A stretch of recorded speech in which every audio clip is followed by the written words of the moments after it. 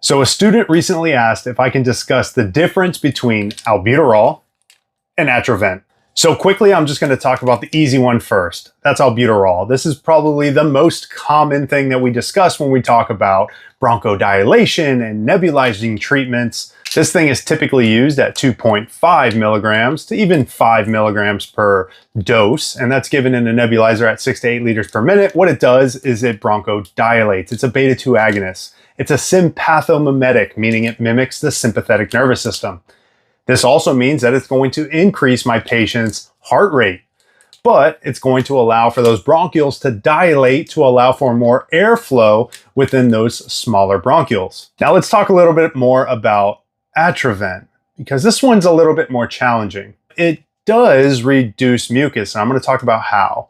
The first thing you need to know about it, of course, the dose, 0.5 milligrams or 500 micrograms. Again, this is also thrown into our nebulizing treatment. We can give both of them at the same time. We call that a duo neb. Now with Atrovent, this is known as an anticholinergic. And what you need to know is, what is a cholinergic? Well, you have a neurotransmitter in your body called acetylcholine.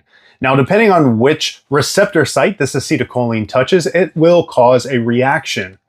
And you have two specific muscarinic receptor sites in your lungs. Now, here's the problem, is that when that acetylcholine reaches your smooth muscle muscarinic receptor sites, it's going to cause bronchoconstriction. Now, when acetylcholine reaches those mucus gland receptor sites, it's going to increase the amount of mucus production. Both, again, not something that we want in our patients. So, what does Atrovent do? Well, an anticholinergic stops acetylcholine from reaching these muscarinic receptor sites. So if you're giving these medications in tandem, we have one medication that's going to cause bronchodilation. We have the other medication that's stopping acetylcholine from reaching these muscarinic receptor sites and allowing for those bronchioles to dilate. I hope that makes sense.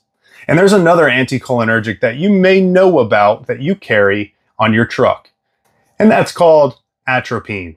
Think about it. Atrovent, atropine, they sound a lot alike, right? There's a reason for that.